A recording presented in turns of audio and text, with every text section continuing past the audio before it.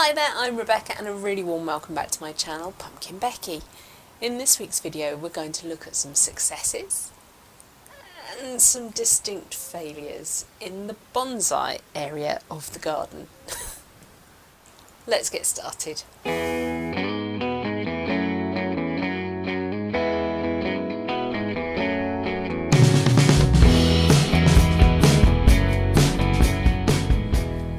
Success is, and we'll have a look at the rest of her in a minute, Crabapple Tina. Look at her go. She's got so many flowers on her. I can see she's putting on some vascular growth, so I really need to take the wires off, like, now. Yes, now. That's a partial success, partial fail, because really I should have got the wires off sooner, but hey. Look at those flowers. And some really nice compact buds forming. We've even got some extra buds that have sprouted from the trunk, which may give us more options in the future. Who knows?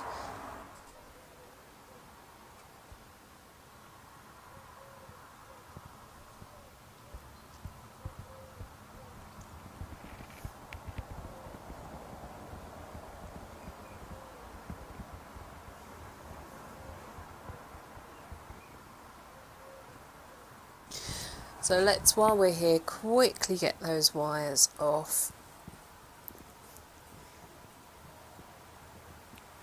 And do it without removing too many blossoms.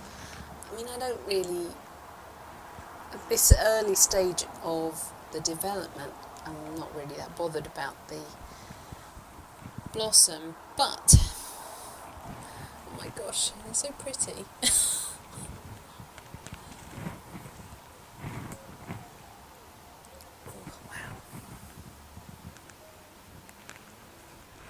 So other than removing the wire, I won't be doing anything at all to Tina today.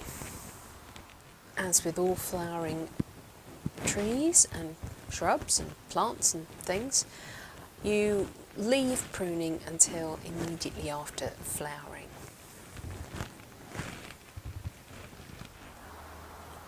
Thankfully, only one set of buds lost. I can't quite believe I'm showing you this tree as one of my fails. This is my little Shohin maple, which I repotted in a recent video. It was looking stunning. It was putting on some incredible new growth. The new leaves were unfurling. We'd had some pretty cold weather. We'd had snow for a couple of days in a row. We'd had frosts. We're still having frosts. And then one day while I was at work, the temperature in the greenhouse skyrocketed. Now, it was probably around 17, 18 degrees centigrade outside. Celsius, centigrade. Outside. But obviously, inside the greenhouse, it would have been considerably hotter. The trees had been watered just the night before, so the ectodermal was moist, and it's quite humid up on the top shelves, really, especially with all the trees. And I normally sort of sit a little bit of water in the trays as well, just so that there's, it almost acts like a humidity tray. But the sun was so bright and so intense that the leaves just wilted. I don't think they scorched, I think they just wilted, and then once they were sort of, all the capillaries and so on had closed down, there was no saving those leaves. I think I can see maybe a couple of buds, and if I scratch at the bark with a penknife, I'm seeing green. I've removed it from the greenhouse. The temperatures again these last few days have been 18, 19 degrees outside. So again, significantly hotter in the greenhouse. So I've moved this tree out, and it's in a sort of semi-shade position. It just happens so quickly. I'm glad I hadn't taken off more root than I did, and I just have to hope that there's enough within the tree to actually push some more growth, because I will be heartbroken if I've lost this one. I'm pretty heartbroken now, to be honest.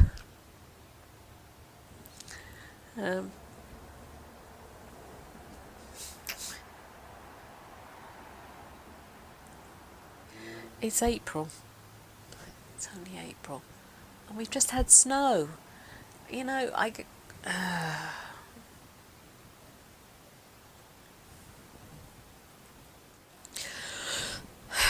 you live and learn, don't you? I'm not going to do anything to it. I don't want to accidentally knock off any buds or weaken it further. So I've taken off some of the desiccated leaves, the really obvious ones, but I'm just leaving everything else alone.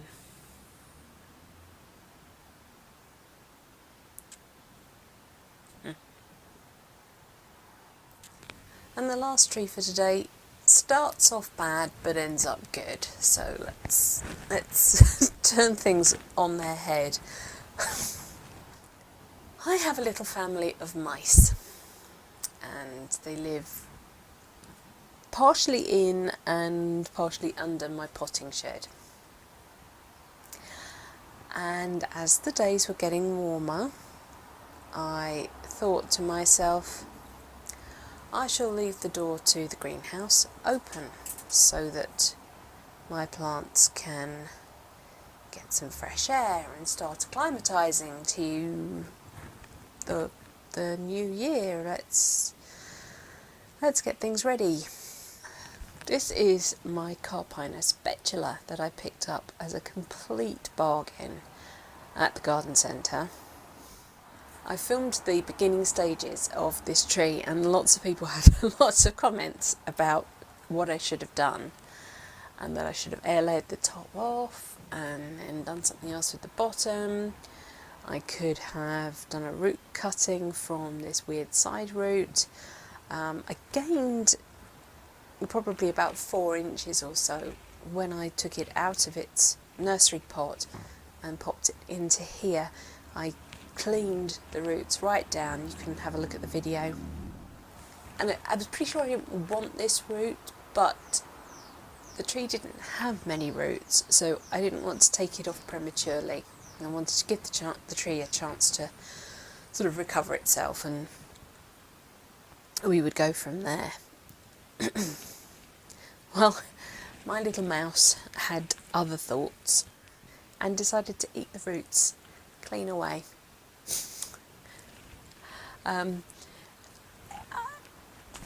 Tree sap is quite sweet.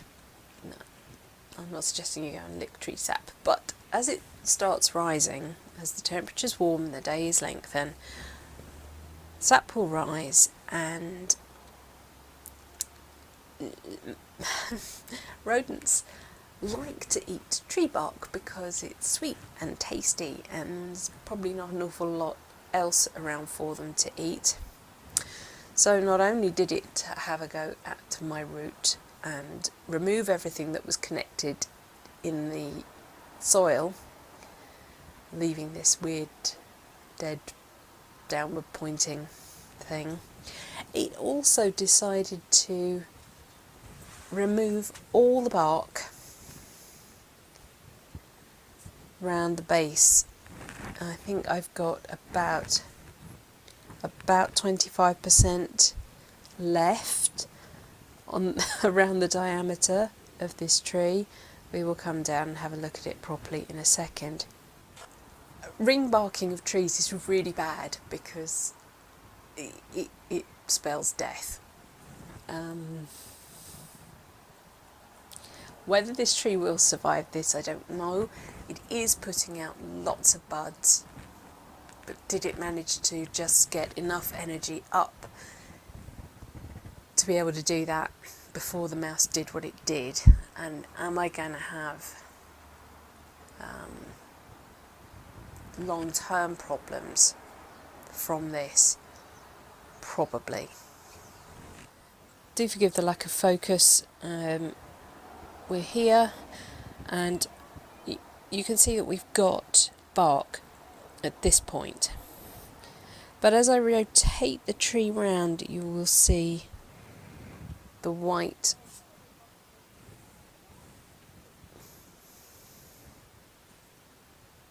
of the removed bark.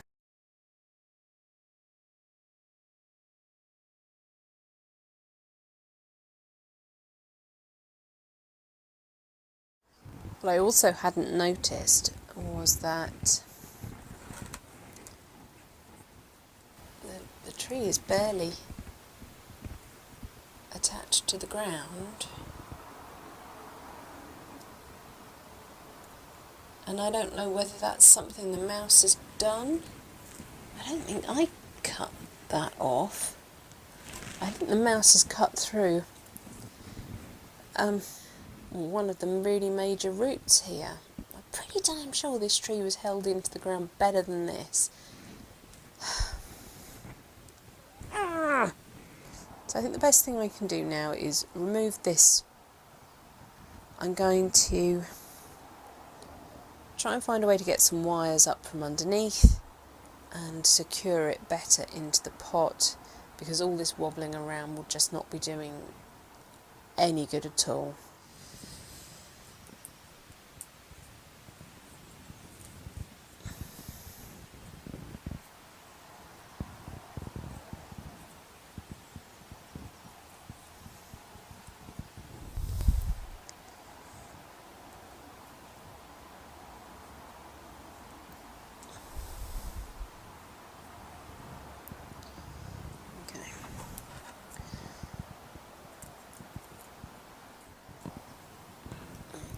That's probably about as good as it's going to get.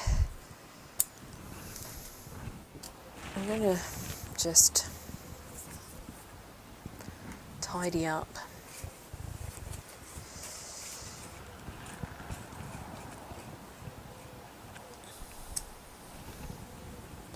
And anything I remove now I will be cut pasting.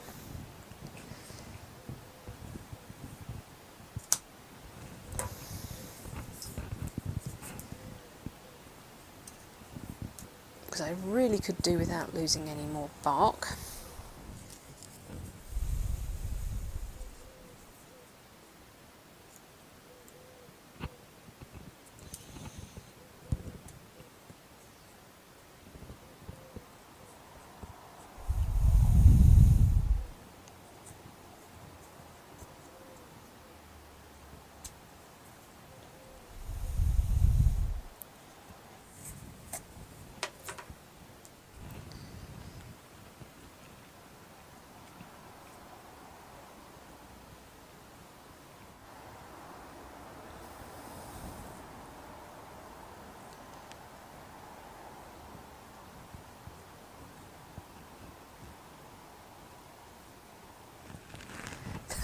The funny thing about this tree is, I think some of you thought I was being too timid with it. I remember saying in that video what I wanted was a tall, airy tree. I wanted it to be tall. I didn't want to make it any shorter. So I just literally unpotted what I'd got and went with that. Lots of the comments I got were saying things like, you should have air laid the top, you definitely got to take that weird root off. And I just thought, no, I'm doing this tree my way. I've got a vision.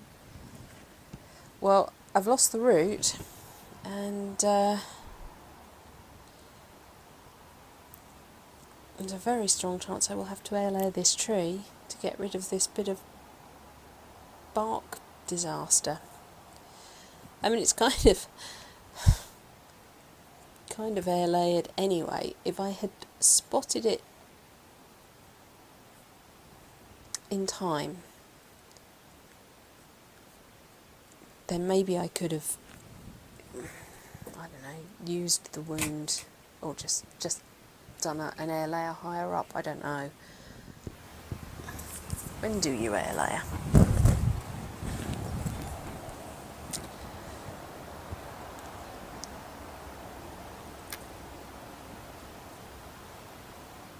Right, there's nothing like changing plans at 7 o'clock in the evening and you're losing the light. I'm going to air layer this tree.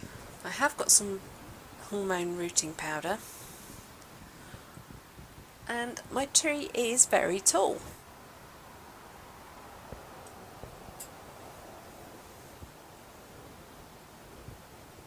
See what a lovely willowy tree this was going to be. Lovely and airy and pretty.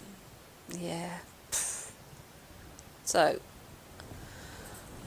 I'm going to keep this branch as my first branch.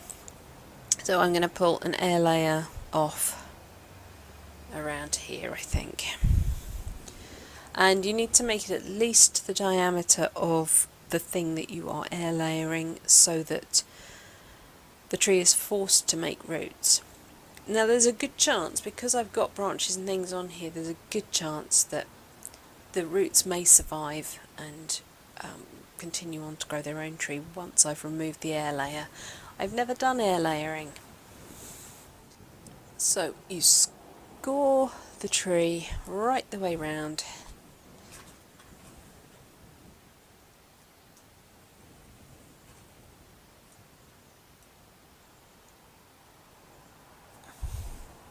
And then you remove the bark between the two score lines and cut right through to the solid centre of the tree, so through all the green and then the layer that's just underneath that, until you are at the white. You are interrupting the sap flow, so you need to do this right the way round.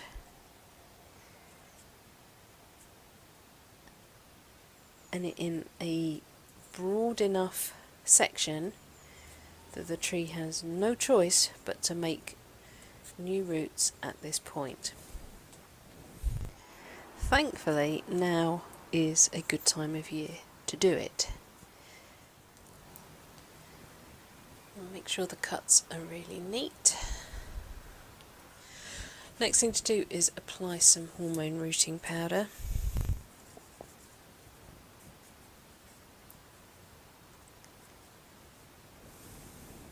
And then I'm going to wrap damp sphagnum moss and plastic around this and keep it damp.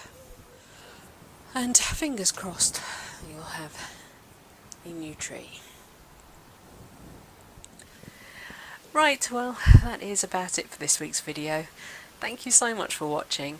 Please remember to rate, share and subscribe to me here on YouTube. And until next time, bye.